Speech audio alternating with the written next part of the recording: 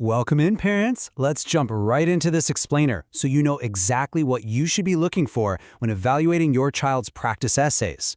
Today we're completely demystifying discussion writing for the NSW Selective High School Test.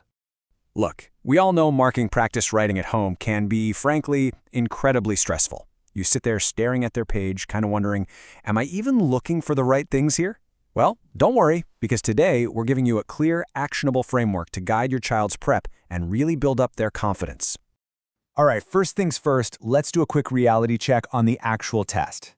As you probably know, it's a fast 30-minute computer-based task. There's just one writing prompt, and the examiners are assessing a huge range of skills in that short window, everything from how well they generate ideas and adapt to the audience, right down to their style, vocabulary, and mechanics like spelling and punctuation.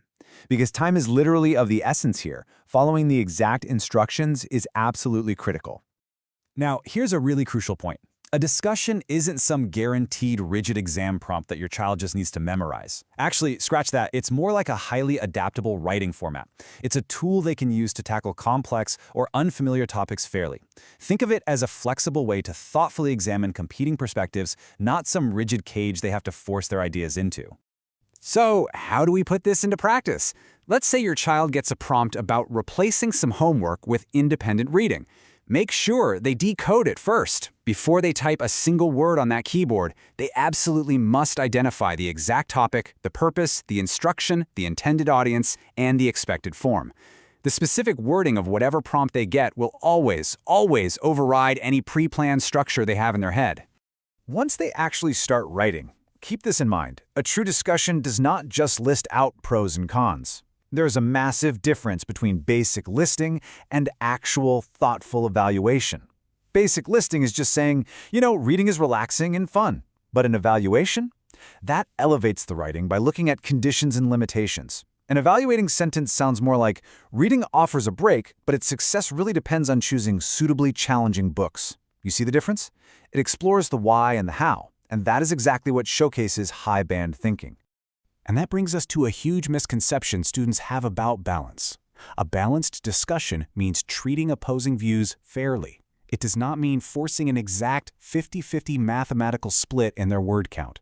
For instance, a highly effective response might spend 2 well-developed paragraphs examining the benefits, maybe 1 paragraph looking at the concerns, and then a final paragraph actually weighing those arguments against each other. Balance is all about fairness of consideration, not making sure both sides have exactly 150 words. To really help them hit that higher level of reasoning in their paragraphs, you want to check if they are building their ideas using what we call the PEACE framework. That stands for point, explain, example, consequence, and evaluate. So, instead of a kid just writing homework is good, they need to explain exactly how it helps, give a concrete example, like practicing long division, outline the broader consequence of doing that practice, and then finally, evaluate the idea's true worth. It's like building a solid house brick by brick.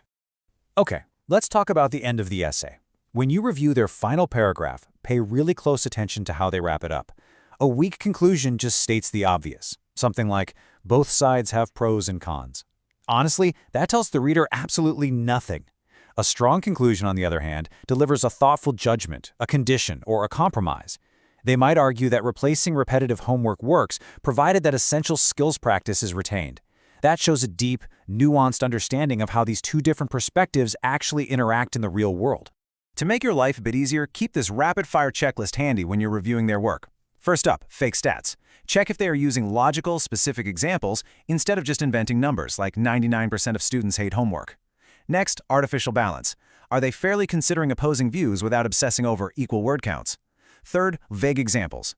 Are they giving concrete details, like specific math practice to anchor their points? And lastly, the big one, did they accidentally write a one-sided persuasive essay, or are they genuinely exploring multiple perspectives before judging them? If you take nothing else from this explainer, let it be this. Tell your child not to memorize a discussion template. They need to learn how to discuss. If they can understand the relationship between opposing sides, if they can recognize trade-offs and express compromises clearly, I promise you, they are infinitely better prepared than a student who just memorized a bunch of generic paragraph starters. By using these tools, you are setting them on a solid path. You're helping them build stronger thinking, write with real purpose, and prepare with confidence for whatever the test throws their way. Thank you so much for joining me today. Now, I'll leave you with this one question to think about. When you sit down to look at your child's very next practice essay, will you see a robotic list of pros and cons, or will you see the nuanced mind of a true critical thinker?